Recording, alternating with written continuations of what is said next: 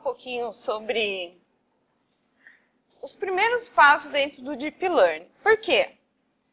Muitas vezes eu já conversei com muitos amigos que iniciaram na área e eu vi assim que muitos deles pegavam as redes, porque hoje no GitHub você tem um monte de rede pronta, você não precisa montar. Oi? Desculpa. Pode continuar falando. Continua falando com alguém mexendo no seu pescoço. Agora pode? Agora pode. E o que acontecia? Muitas vezes eu percebia que essas pessoas testavam e viravam para mim e falavam assim, Deep Learning não funciona. Mas quando eu perguntava, mas o que não funcionou? Eu percebia que faltavam alguns conceitos iniciais. Por quê? Não é só pegar uma rede, testar e achar que ela vai classificar tudo. Às vezes você tem que conhecer um pouco mais profundamente para você ver se realmente você precisa de uma rede tão complexa. Às vezes um algoritmo mais simples pode resolver o seu caso. E quando você não conhece, muitas vezes você pode fazer uma escolha errada. Então, assim, eu pretendo, não sei mais, porque está me dando, assim, muita atenção ficar dando palestra. Então, assim, a minha ideia é começar a fazer um ciclo de palestras e cada uma ser complementar à outra. Como foi a primeira aqui na Python Sudeste, vai ser um conceito mais inicial e conforme eu for dando outras, eu vou complementando esse conhecimento. Então, hoje eu trabalho como back-end engineer no Veos. Eu trabalho com a parte de visão computacional e inteligência artificial. E eu tenho PhD em ciências na área de biofísica. No meu doutorado eu trabalhei com simulação, trabalhei um pouco também com redes neurais e um pouco de bioinformática. Bom, eu não quero que vocês fiquem pensando demais no neurônio e tudo, mas vou tentar mais ou menos explicar aqui um pouco. Toda a ideia da rede neural, ela vem do neurônio. Então, a gente precisa só entender a estrutura básica. Né? Não precisa entender o que é ATP, o que é energia. Não. A ideia é você entender que existe aqui o corpo celular, os dendritos, aí tem o axônio e o terminal do axônio. Por quê? É em cima dessa estrutura que a gente baseia o nosso neurônio, a nossa rede neural. Então, entender ele é importante por quê? O dendrito é onde ele recebe a informação. O corpo, na biologia, a gente tem uma coisa que chama ATP, que é onde você tem a concentração de energia. E na computação vai ser o quê? Um somatório. Aí você tem o axônio, que é onde você tem a despolarização de impulso elétrico. No caso, se a gente pensar numa rede, são aquelas funções de ativação. Sigmoide, ReLU, tangente hiperbólica. E no final do terminal axônio é onde sai minha resposta. No neurônio é um neurotransmissor, para a gente é um binário. Então, basicamente... deixa eu vir por aqui.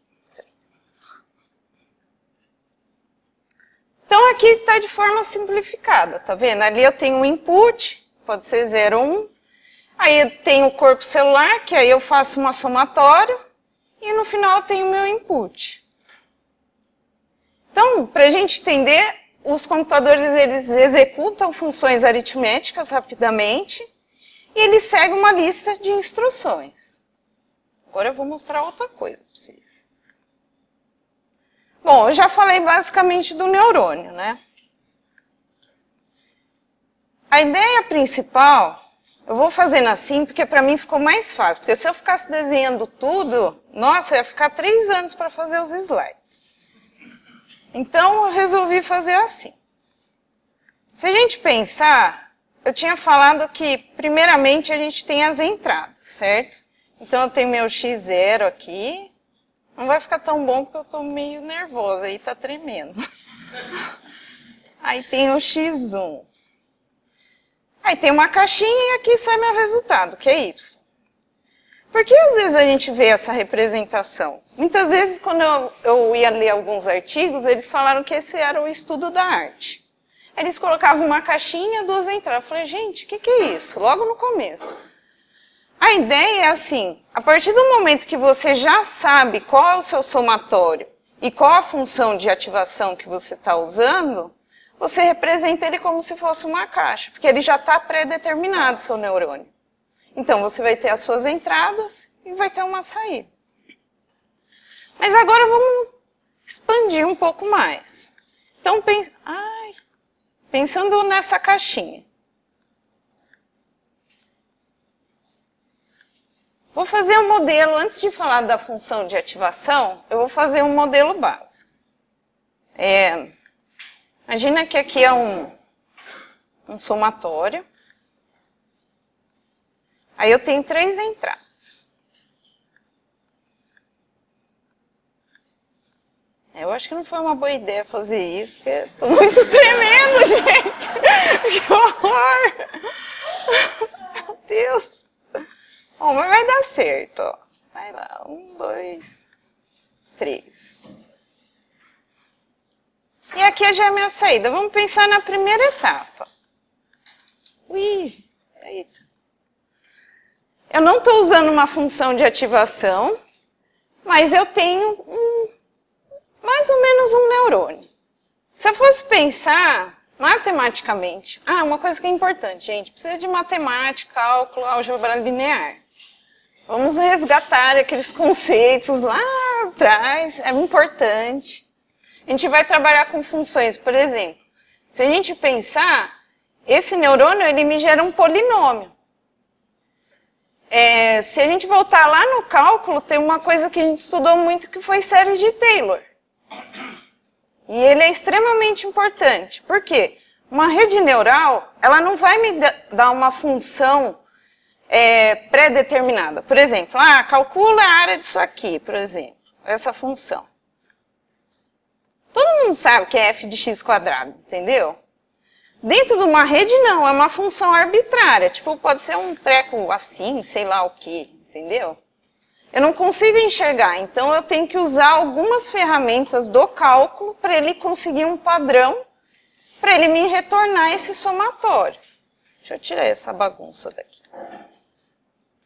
Então, se eu pensar nessa primeira parte que é bem simples, eu teria lá minha função.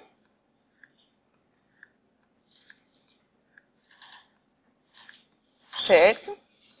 Aqui eu teria meus pesos, que são os Ws. Faz de conta que é W1, W2, W3, tá? E o que eu teria que fazer? Eu teria que multiplicar W0 com X0, mais W1 com X1.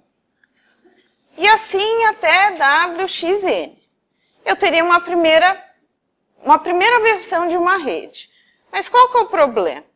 Que uma rede dessa ela é linear, como se fosse uma regressão linear. Então, assim, ela tem um limite.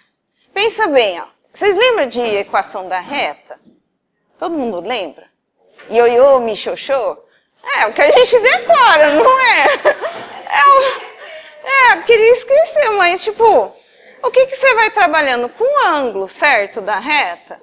Só que tem um certo momento que tem um limite. Muitas vezes eu não consigo fazer muitos agrupamentos. E às vezes quando eu faço a distribuição, na região central eu acabo misturando os meus grupos. E aí é um perigo. Por quê? Às vezes eu posso classificar um gato como um cachorro. Então, por isso que não é tão adequado. Só que isso é um início para a gente começar a entender. Se você pensar, essa primeira parte a gente já consegue entender como que a rede funciona. Porque aqui ela vai ter mais uma função de ativação. Só que o princípio dela é o quê? Eu tenho um valor, certo? Vamos pensar, se eu tivesse uma imagem. Lá na nuvem a gente trabalha com umas imagens power, né? Tipo, são resoluções gigantescas. Mas vamos pensar numa pequenininha, tipo 30 por 30. Como que esses atributos entram? 30 vezes 30, 900. Entendeu? E aí eu vou ter os pesos para eles. Nesse caso, eu teria só essa função linear. Deixa eu apagar isso aqui. Ah, não era para apagar aquilo. Mas tá bom. Bom, agora vamos pensar... Quando a gente começa a falar sobre Deep Learning, logo no começo eles perceberam que a função sigmoide ela fazia um papel muito parecido com a do neurônio. Hoje não é tão usada porque eles melhoraram, mas vamos começar com a função sigmoide. Então, qual que é a ideia? Aqui é uma curva, isso aqui é o símbolo da sigmoide, não é assim. Não, peraí. Ela é meio curva. É melhor que isso, tá? Mas é uma sigmoide, ela não tá muito boa. Mas tá bom. Então tá, a gente já aprendeu que existe um somatório, que esses atributos entram e tem um somatório. Mas aí o que que acontece? Geralmente eles usam, eu vou falar bem por cima da função gradiente, porque eu vou dar uma outra palestra que eu vou explicar melhor sobre ela, porque tem N detalhes. Mesmo porque até hoje eles ainda, se você pesquisar, tem muita gente hoje que não está querendo mais usar porque ela tem vários problemas. Mas eu prometo que eu vou fazer algum vídeo falando disso. O que que acontece? Eu fiz uma curva aqui, peraí. Vamos ver se vai rodar. É rosa, tá, gente? Fecha os olhos, mas vai dar certo. Esse é um plot mais ou menos para vocês terem ideia do que é uma função gradiente. Eu tenho que ir lá para explicar. Peraí. A ideia é assim, ó. Eu vou ter várias entradas. E elas vão transformar em uma só. Então, ele vai procurar o ponto em que todas as derivadas dão zero. Então, se a gente pensar lá naquela imagem, vamos dizer, a gente sabe, vocês lembram de derivada? Se eu derivo uma constante, dependendo do valor, zero, né? Então, o que que acontece? Se eu posso ter aqui 1, 10, só que sempre vai dar zero. E aí, quando ele encontra, tipo, a derivada do ponto zero de todas dessas entradas, ele consegue transformar o somatório. E aí, a partir ele encontra o z, o valor de z, que ele está aqui. Então, eu tenho uma função em z.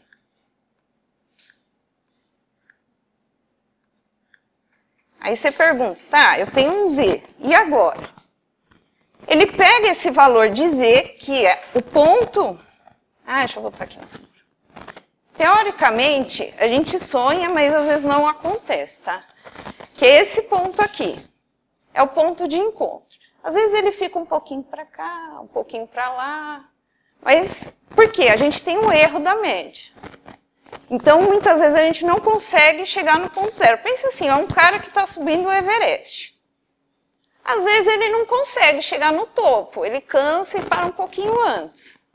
É mais ou menos às vezes isso que pode estar acontecendo. Mas eles conseguem chegar num valor o mais próximo de zero.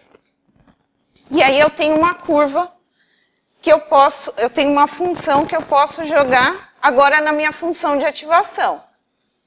Se eu pensar na sigmoide, como que ela é?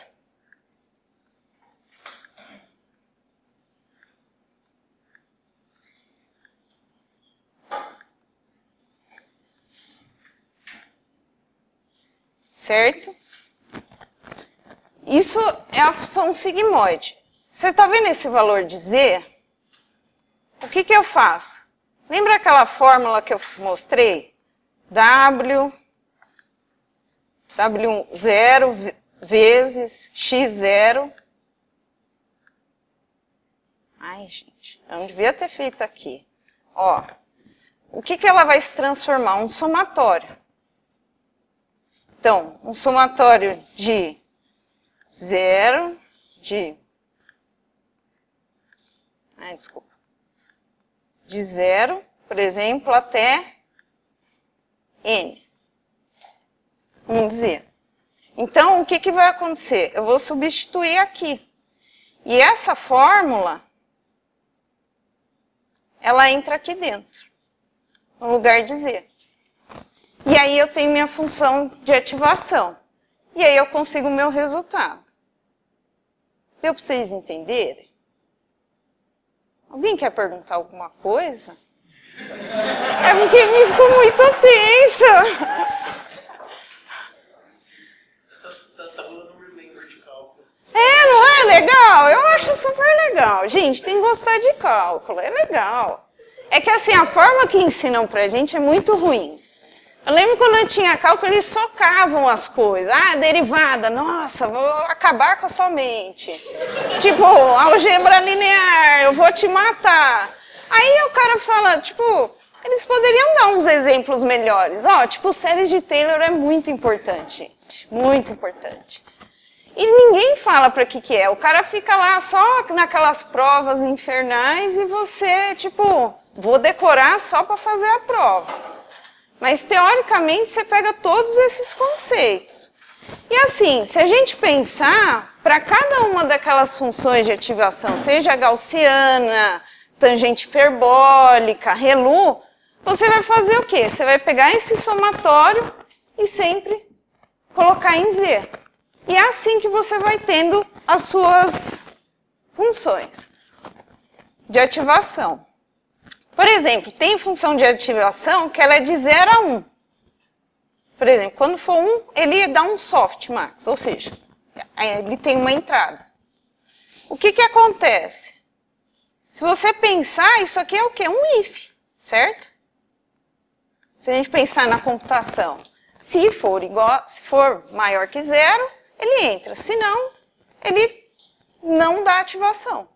Basicamente é isso. Peraí. Vocês conseguiram entender aqui? Quer voltar alguma coisa desse ponto? Pensa que, não sei se vocês lembram, quando a gente vai fazer a prova da equação da reta, qual que é a ideia? A gente vê ao contrário, geralmente, esse gráfico. Mas quando a gente está falando de uma função gradiente, ela vai achar o ponto mínimo, não o ponto máximo. Então, o que acontece? Pensa lá quando a gente vai achar num plano 3D, é o ponto onde todas as retas se cruzam, que é o ponto P, que era aquele ponto que a gente não sabia para que era. É aquele ponto. A gente tenta encontrar aquele ponto P em comum para todas as retas. Já.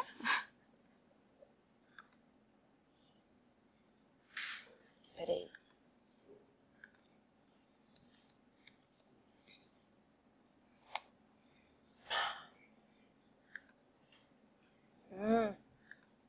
Aqui. Eu comecei um negócio lá na empresa e eu interrompi. Né? Eu mostrei a primeira vez e depois parei. Eu preciso voltar a esses estudos. A primeira discussão que a gente teve que ser fechada porque eu estava mostrando umas imagens internas. A ideia é que as próximas sejam abertas. Eu preciso me organizar, porque eu recebo algumas mensagens no Twitter. Eu não era uma pessoa do Twitter. Aí eu entrei aí eu tive que ter a Twitter. Aí eu fico recebendo mensagem. Então eu prometo que eu vou melhorar. Mas basicamente, qual que é a ideia? Para a gente começar a entender. É pegar a equação da reta, gente. Ela vai ajudar a gente a dividir grupos. Porque pensa lá na frente, os caras vão falar assim para você, agora você usa um PCA. O PCA, basicamente, ele é uma estrutura em 3D que ele pode dividir, por exemplo, em 4 grupos. Mas qual que é a base dele? É na regressão, na equação da reta, na regressão linear. Se você entender como esses grupos se distribuem, quando começar grupos de 4, 5, 6, você vai entender melhor. Por quê? Tem uma outra forma. Você pode usar, por exemplo, distância euclidiana para poder fazer a distribuição de grupos. Eu sei que eu falo uns nomes esquisitos, mas vocês vão ver que quem está nessa área, parece que é obrigado, porque senão se sente até meio excluído. Então, por exemplo, aqui, eu fiz 2 pontos, entendeu? 2 grupos de pontos simples. plotei um gráfico com esses pontos. E aqui eu fiz a nossa equação. O lambda, a equação da reta. Bem simples. Aí ali eu... deixa eu olhar para aqui que é mais fácil. Então ali eu faço o plot, né, desses pontos e ploto junto uma reta. Aí aqui vem, ó. Aqui eu tenho a equação da reta e embaixo é uma coisa que vem do gradiente descente, que é o quê? Eu tenho a equação da reta e subtraio cada derivada. Quando eu faço isso, o que eu consigo? Essa distribuição. É isso que a gente está tentando fazer, dividir em dois grupos. Tudo bem que eu meio que chutei os números, não ficou tanto, ficou mais para aqui para baixo. Mas é aquilo que eu falei para vocês. Vocês estão vendo aqui, ó, às vezes você tem esse problema na equação linear.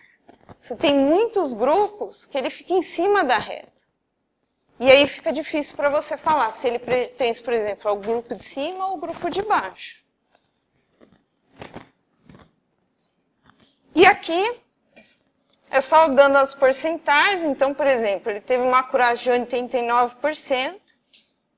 E aqui é só com uma, para ficar mais fácil para vocês visualizarem essa divisão entre os grupos. Acho que é isso. Alguém quer falar? Quer perguntar, gente? Vamos interagir. Não, fica muito difícil. Eu não preciso.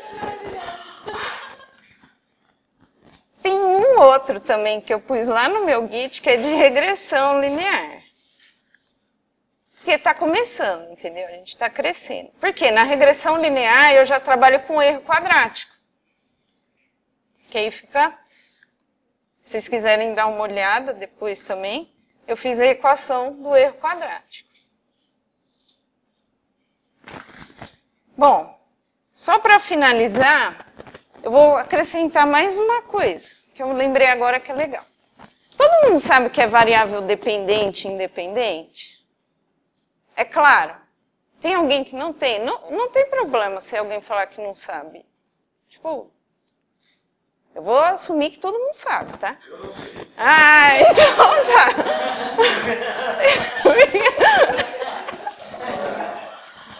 Vamos pensar assim, ó. Faz de conta que eu quiser saber assim, o perfil das pessoas que tomam cerveja. Minha variável aí. Então, o que acontece? Então, aí eu posso encontrar perfis. A minha variável independente é a minha pergunta. A variável dependente são os atributos que eu posso correlacionar para responder a minha pergunta. Então, por exemplo, a Jéssica na universidade. Vamos lá. Vamos pensar nos universitários. É um ponto. Eu posso pôr assim, universitário, empresário e os vovôs. Quem toma mais cerveja? Vovô? Bom, essas coisas, idade eu posso pôr, entendeu? Salário, sei lá, esses atributos vão construir a resposta para a minha variável independente. No Deep Learning também acontece isso. Lembra que eu tinha feito a caixinha? Vamos pensar em mais neurônios. Vai ficar feio, tá? Mas... E eu tinha ensaiado, tinha ficado melhor.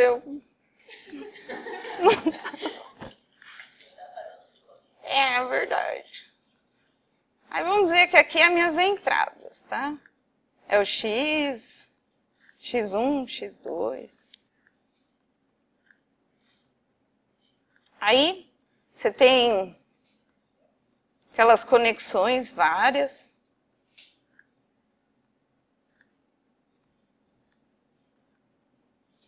Dá para vocês entenderem mais ou menos. Eu tenho várias conexões.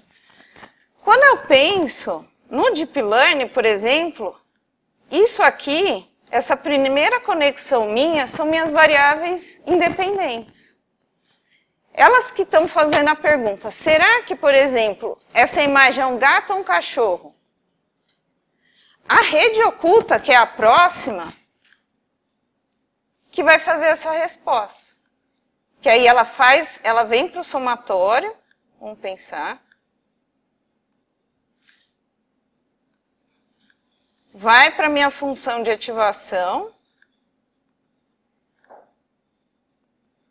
Por exemplo, sei lá, uma ReLU. E depois ela me fala se aquilo é um gato, cachorro, um boi, seja o que for. Então, esses conceitos também de estatística, eles estão muito presentes dentro da rede neural. E é extremamente importante a gente fazer um estudo, saber o que é uma variável dependente e independente. Por exemplo, como na nuvem a gente trabalha com imagens com uma resolução muito alta, eu não consigo usar as redes habituais. Porque elas suportam 600 por 600. Aí o que eu faço? Eu uso um modelo bayesiano, que ele pega os atributos principais de cada imagem, ou seja, ele consegue diminuir a entrada, e a partir disso eu entro com esses atributos dentro da rede para poder treinar. Porque se eu colocar uma imagem de 3.000 por 2,5, a rede não funciona. Aí você fala, mas é só fazer o resize lá e diminuir. Só que quando eu fizer isso, eu vou perder várias características da imagem. E eu não quero, porque se elas forem imagens muito próximas, como que pequenos atributos vai ser muito difícil eu diferenciar numa imagem reduzida. Então, por isso que a estatística ela é muito usada. Modelos bayesianos tem vários, o AIC, o BIC, Minimal Description Length, que é um dos que eu uso. Eles são modelos bayesianos que você consegue compactar a quantidade de atributos que você vai dar de entrada na sua rede. Eu acho que é isso, gente, no meio dessa bagunça aí. Alguém quer perguntar alguma coisa? Não coloca. Acho que é isso. Terminei.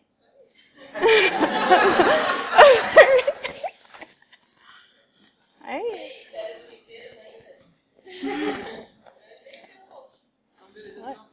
Ela vai. Você tem algum exemplo de algoritmo desse modelo bayesiano que você falou aí? De uma imagem, por exemplo, de 30 por 30, de uma imagem pequena, para a gente ter uma ideia mais ou menos de como funciona isso? Não que você tenha para mostrar aí agora, mas que você possa depois disponibilizar no vídeo. Posso. Porque eu faço uma mais... que seria o próximo passo do estudo, né? Seria. Mas, por exemplo, tem várias. Aquela backpropagation, por exemplo, é uma que você pode usar. O que eu posso fazer? É disponibilizar ela com uma explicação. Porque, às vezes, o que eu vejo é que só tem o código. E aí eu sinto que as pessoas têm uma dificuldade, porque tudo bem, se eu der um código para qualquer programador, ele sabe rodar, entendeu? Só que, teoricamente tá ali, é só apertar o botão, gente! Tipo, já tá pronto, todo esqueminha ali. Então, assim, por exemplo, esses dois que eu fiz, eles estão detalhados. E também, se alguém precisar, pode me mandar uma mensagem. Tem no Twitter, porque o povo fica me mandando no Twitter, agora eu tenho que ficar olhando isso aí. Tem um Twitter. Peraí. Não sei. Eu não... Aqui, ó, esse é meu Twitter. Aqui, ó, é Paula, é esse aqui. Isso. Pode mandar, tem gente que me manda pergunta. Então. Eu não tenho problema, quem pergunta eu sempre tento responder. Eu indico material também, porque uma coisa que eu vejo, existe muita coisa na internet. Mas também existe muita coisa ruim, que confunde as pessoas. E às vezes, assim, o que eu falo para vocês é melhorar no inglês. Quem não está com inglês bom, dá uma focada, porque os melhores materiais de Deep Learning estão em inglês, não está em português, tem pouca tradução. E outra coisa é buscar artigo científico também, gente. Eu sei que o pessoal não gosta, mas ele é muito bom. Ele te dá várias ideias para você implementar. Por exemplo, esses modelos bayesianos, eu vi, por exemplo, foi um cara russo que começou a montar, e aí eu abracei a ideia e comecei a montar aqui. E tá dando certo. Pelo menos a Avelino não reclamou.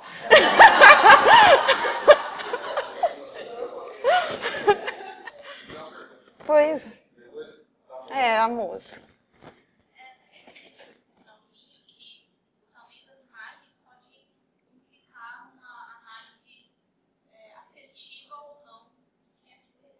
Sim.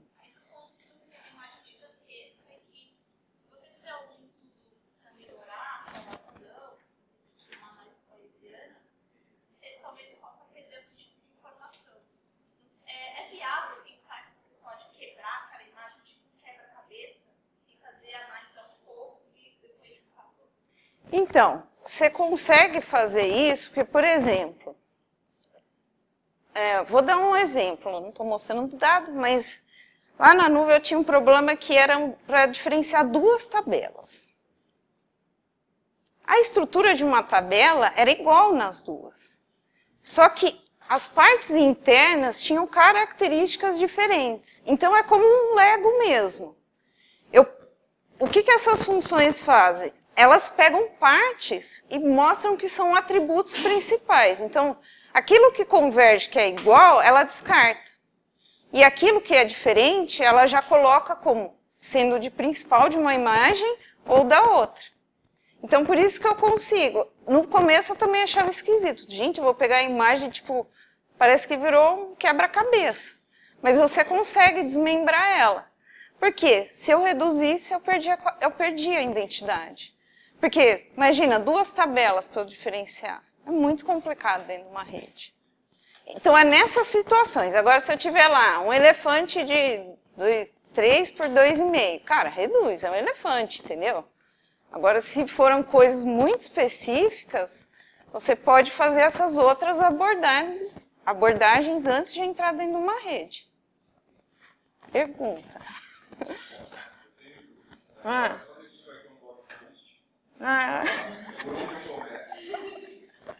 É verdade. E a segunda a gente escuta falar muito de GPU e processamento de rede neural e tal. Na real, o que ajuda e o que não ajuda? Ah, que bom. Essa pergunta é importante. É importante, porque o que acontece? A gente, quando vai fazer uma rede, você quer um bom treinamento de uma rede, por exemplo. Você não vai pegar 100 imagens para treinar. Gente, faz um KNN, entendeu? Que ele faz isso, tem algoritmo SIFT, o SURF, que eles fazem esse tipo de detecção. Uma rede neural, você precisa de 500 para cima. E sempre lembrando assim, que o número de imagens que você quer, que seriam as imagens positivas, sempre tem que ser mais do que as imagens negativas. Então, o que acontece? Pensa bem, para eu construir o treinamento, a LeNet, não sei se vocês já ouviram falar da LeNet, é uma rede do LeCun, ele fez em 95, é uma rede, tipo, umas 5 camadas. Ah, não tem aqui, cadê? Deixa eu ver se tem algum Git pra...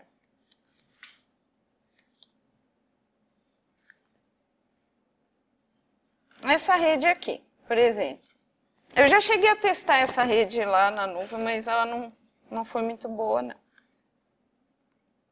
Mas se eu pensar numa LeNet, depois vocês entram nesse site do LeCun, ele é ótimo, ele é um dos pioneiros dentro do Deep Learning.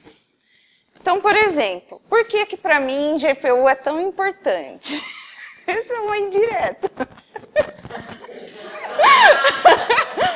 Por exemplo, tempo de treinamento. Imagina, ó, às vezes eu treino com 800 imagens positivas e 800 imagens negativas.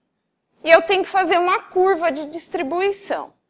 Cada vez que eu passo o código em uma imagem, se eu fizer o processamento em CPU, ele pode demorar de 15 a 25 minutos. Cada época. A época é o quê? Quando ele encontra lá o ponto da derivada, ele achou o resultado e ele sai a época. Ah, então esse daqui é positivo, esse aqui é negativo. E ele começa a fazer a distribuição de cada imagem. Que aí sai um gráfico, eu não sei se eu tenho mais gráfico aqui. Eu vou tentar achar um gráfico sem mostrar coisas que eu não posso. Porque é um... cara. Ó, deixa eu fazer assim, peraí. Peraí, deixa eu fazer assim primeiro. Que eu acho que é mais seguro. Não. Aqui,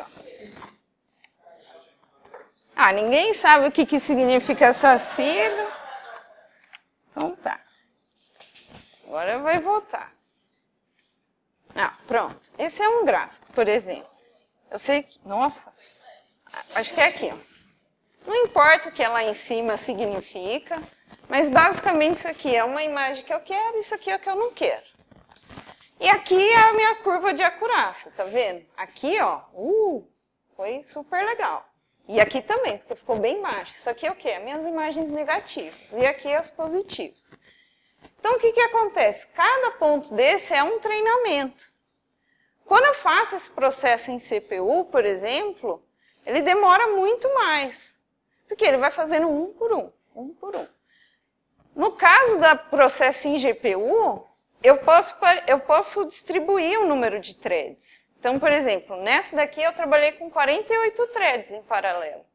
Aí ela me fez um treinamento em 15 minutos. O treinamento em CPU foi 4 horas. Por isso que eu preciso de uma GPU.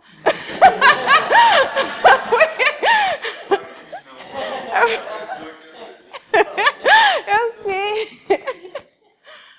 E por quê? Eu trabalho com elas em paralelo, entendeu? E por isso que eu consigo otimizar o tempo e o processo desse treinamento. Hoje, por exemplo, eu vi um webinar da NVIDIA, que eu adoro essas placas. Saiu a Titan 5. A minha é a 1080 GeForce, que já é um sonho. Eu jogo LOL, gente, então tipo, é muito legal. Aí é muito rápido. E agora eu tô jogando Dota 2 também, tô achando legal. É muito rápido, entendeu? Aí o que acontece? Eu vi um vídeo da Titan 5, a minha placa tem 4 GB, a Titan 5 ela tem 12 GB numa placa de GPU. Ela consegue treinar uma rede, uma LeNet, em 2 minutos, com 2.000 imagens. O cara, eu acho que ele pôs, eu não estou lembrando, foi 48 ou 64 threads que ele colocou. O negócio é assim, ele pôs, durante o webinar, ele treinou uma vez, teve gente que perdeu. Ele foi lá e teve que treinar de novo, para as pessoas verem. E sai com uma acurácia alta, você não tem, por exemplo, em CPU, qual é o problema que eu já tive?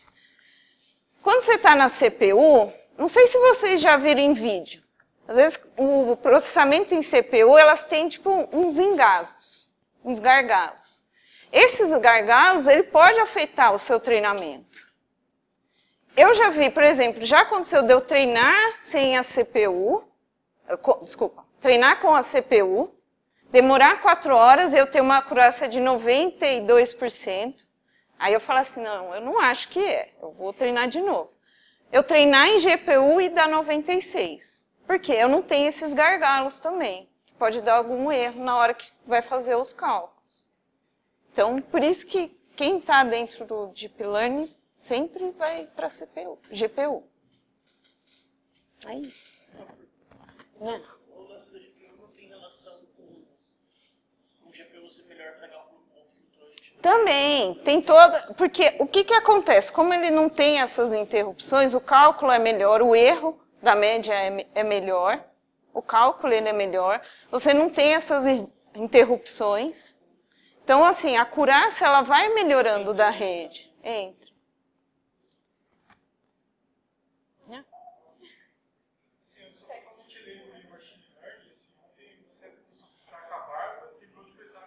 Ai, que horror! Assim, eu queria ser um pouco mais básico no sentido assim, de ser prático. Assim, por exemplo, assim, eu tenho uma demanda de qualquer coisa, de processar uma máquina, alguma coisa do tipo. O que me faria assim, me aprofundar em machine learning ou deep learning, eu vejo, sei lá, usar Watson, IBM, ou uma tecnologia já existente, tá, usando uma conexão de API, alguma coisa do tipo. Assim, um pouco da diferença de usar uma tecnologia assim, proprietária da IBM, como que ela funciona, no que você trabalha, no que você desenvolve. Então, é que vai depender do seu problema. Por exemplo, do Watson não serve para Novell, entendeu? Porque os problemas que a gente tem dentro da empresa, ela não consegue resolver. Por quê? Se você pegar a maioria das redes, é aquilo que eu falei, ela tem uma limitação do tamanho da imagem. E eles trabalham com o quê? Com o que é genérico. Se você pensar aqui, por exemplo, eu comecei o pós-doc lá na USP, e eu trabalhei com imagens com resolução de 256. O que estava convencional me servia, entendeu? Eu não precisava fazer tantas adaptações, porque 256 por 256, eu usava uma Imaginet, que já era suficiente para mim, eu treinava. Agora, quando essa resolução aumentou, foi um problema. Outro problema é que eu fazia um outro projeto que eu usava um rato virtual também. Então, eu precisava tirar aqueles dados, saber a simetria direito daqueles dados para treinar um rato virtual. Então, assim, depende. Você falar assim para mim, eu só quero detectar placa. Ótimo, o que eles têm lá vai servir para você.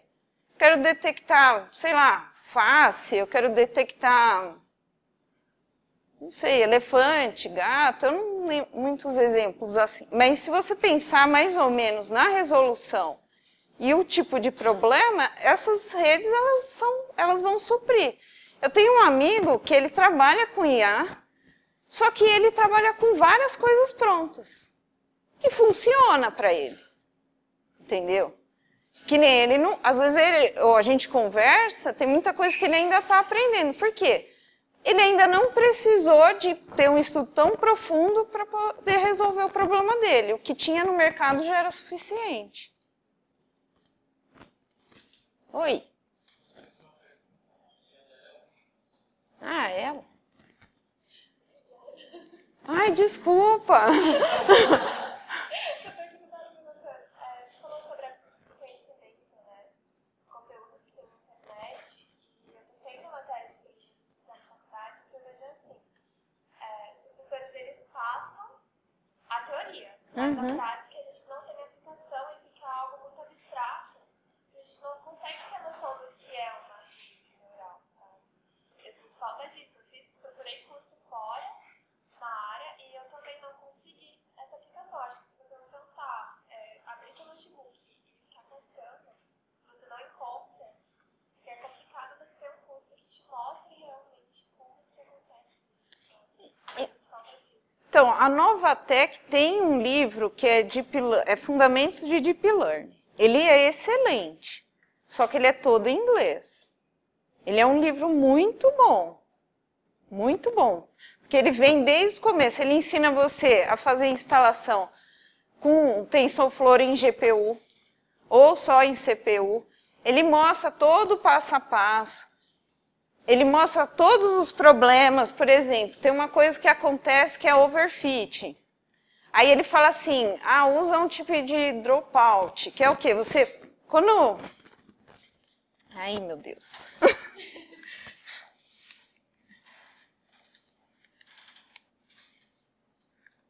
Por exemplo, tá vendo aqui que eu desenhei várias interligações, certo?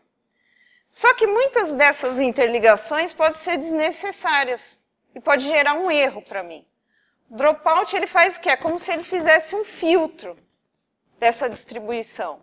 E aí eu diminuo, por exemplo, o overfit. Por exemplo, eu treinei, minha base deu certo, o resto não dá.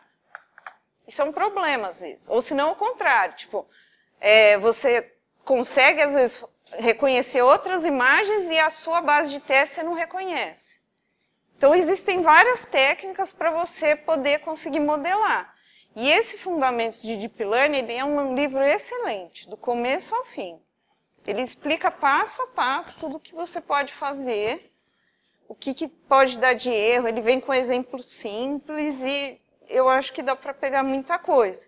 Porque se você for baseado em cima dele, depois quando você vai para a internet, fica mais fácil para você filtrar o conteúdo.